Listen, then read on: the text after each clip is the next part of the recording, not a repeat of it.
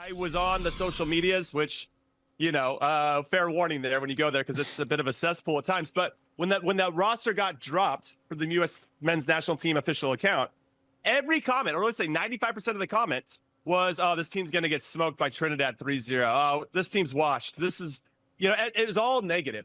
And that's kind of where we are. I use that as a kind of litmus test of where we are and the feeling around the team. And the only way you can change that. Fabulous to see you as always. Let's look back quickly to that performance against Trinidad and Tobago for the US side, scoring 5 goals. How much do you think that papered over the cracks and changed the narrative about this team in the last few weeks? I love it. What a great choice of words, papered over the cracks. I mean, obviously going into that game, we lost 4 consecutive matches to Panama, to Canada, to Turkey, and to Switzerland.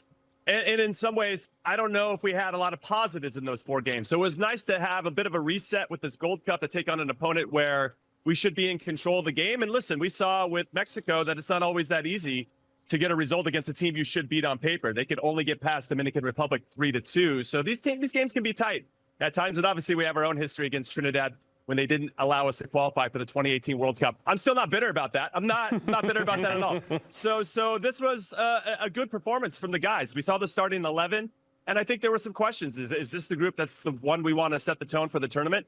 And they did an excellent job. I thought we were good on both sides of the ball. I thought our collective pressing, I'm getting a little bit soccer nerd here, but I thought our team shape, where we were trying to trap the ball, when we were trying to win it, led to turnovers that led to goals. And that was a really promising sign that everybody's on the same page. And with Mauricio Pochettino having more and more time with this group of players, it should make us more efficient on both sides of the ball. And then with the ball, I thought we were really dynamic. And, on the right side, on the left side, in the middle of the field, on set pieces, I thought we were really a threat in all facets going forward. So that was nice as well. And hopefully we can use this momentum and this winning mentality to carry us forward against Saudi Arabia on Thursday. I imagine somewhere in an alternate universe is a scoreline in Trinidad that's talking about the 1989 game when the U.S. knocked Trinidad out of the World Cup. They're still bitter about that. But let's talk about this next game for the U.S. against Saudi Arabia, because it is a higher level of opposition. If we go by the FIFA rankings, they are currently the 6th best team at this tournament. I thought they struggled against Haiti. I do not think that they opened this tournament very well, but what are you expecting as opposition for the United States, and what kind of test will it be for Pochettino's side? Yeah, when we first drew them in our group, I was a little concerned. This is a good game. Saudi Arabia obviously had some success in the last World Cup when they beat Argentina, the eventual champions, 2-1. Now they lost their next 2 to Poland and Mexico and crashed out. But they clearly have some threats going forward and can hurt you if you're not playing at a good level. Unfortunately for Saudi Arabia, 8 of their best players play for Al Hilal, and Al Hilal are playing in the Club World Cup. So they're a little bit decimated in terms of their best players as well, which is a theme that's very similar to ours with the United States. However, I agree with you. I didn't think they were very good against Haiti at all. I thought Haiti were the better team. Probably the Haiti's going to be the best opponent for us throughout this group.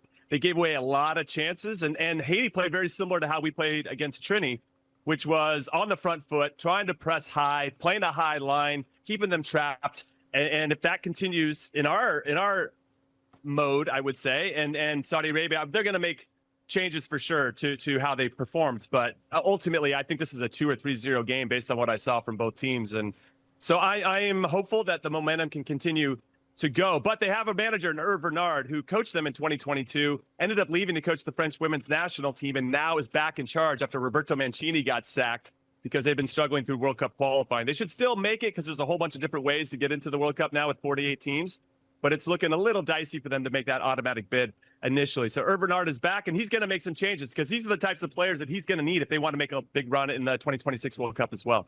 Jimmy, you mentioned the players missing for Mauricio Pochettino, but that against Trinidad gave us a chance to see some of the, I suppose you'd say, fringe players, squad players who are going to be involved at the World Cup. Were there any of them that really stood out, you think made a case to really be one of the first names on the plane?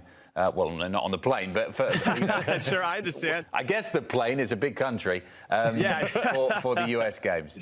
Yeah, I think Malik Tillman did a really nice job of scoring his first international goals for the national team. His 20th cap, he got 2.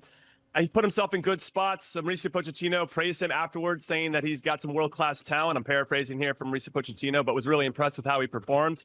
And it's nice. He's carrying over some of that form that we've seen with PSV to now come into the national team. Now, again, this Trinidad team wasn't great, and so I want to make sure that we add an asterisk next to that. Now, it's really about with Saudi Arabia, can we continue that type of performance, and can that carry on to when we get to the tighter games in the knockout rounds and maybe take on the teams that have given us some trouble most recently in the Nations League, like Canada and Panama, and then hopefully Mexico in the final. That's what everybody wants, and it would be nice to take down our rival in the final. But I thought Malik Tillman stood out. I thought Diego Luna was another name that continues to impress, and he's got a little bit of that grit, and I thought his press was amazing. He's got that quality to make the final pass or shot in the final third. And then outside of that, I mean, Tim Ream, he's an older guy. He's going to be 38 when the World Cup comes around. But there's something about his presence in the middle of the field in the back that I think allows us to settle the ball down and stay calm no matter what the situation is. So, yeah, lots of different performances, lots of different impressive performances. And I should give a shout out to Matt Freese in goal. He's taken over for Matt Turner, gotten a couple nods here over the last couple games, and I think he's looked really sharp. So we'll see how that continues to play out. Yeah, I really like Freeze at New York City as well. But I think it's interesting at this Gold Cup, when you talk about the level of opposition until you really get to Mexico, and maybe even honestly with Saudi Arabia. But I feel like every game that the U.S. plays from here into the World Cup is about trying to build the level of excitement, a level of anticipation for this World Cup that's coming next summer. Would a defeat or would a poor run at this tournament kind of set us back to square one? And again, you're talking about the level of disappointment that you feel, and that you're not really that hopeful next year that the U.S. can do much at a home World Cup. Woo, this is a lot. This is a layered question. How much time do we have on this show? There's a lot. So I think it depends on how you perform, right? We got to get out of our group. That's first and foremost. That's a non-negotiable. We got to get out of this group based on how I saw Saudi Arabia play against Haiti. Even I think Haiti will give us some trouble. Saudi Arabia will as well. And it will ask some questions of us that we're going to have to solve. And I think we have the players and the coaching staff to do that. Once we get into the next round, that's where, now it's a win or go home. And we need to perform in those particular games. It's a huge opportunity for us to regain some of the momentum that we just don't have. I was on the social medias, which, fair warning there when you go there, because it's a bit of a cesspool at times. But when that roster got dropped for the U.S. men's national team official account, every comment, or let's say 95% of the comments, was, oh, this team's going to get smoked by Trinidad 3-0. Oh, this team's washed. This is, it was all negative.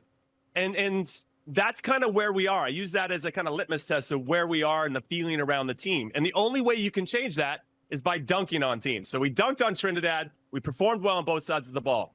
Okay, we have to do the same against Saudi Arabia. We have to put in a good performance against Haiti and every single other opponent all the way to the World Cup. My fear, Witty, is that we are going to get to the World Cup in 2026, and the momentum isn't going to be great for the team. And so we're going to have to gain that in the middle of the tournament.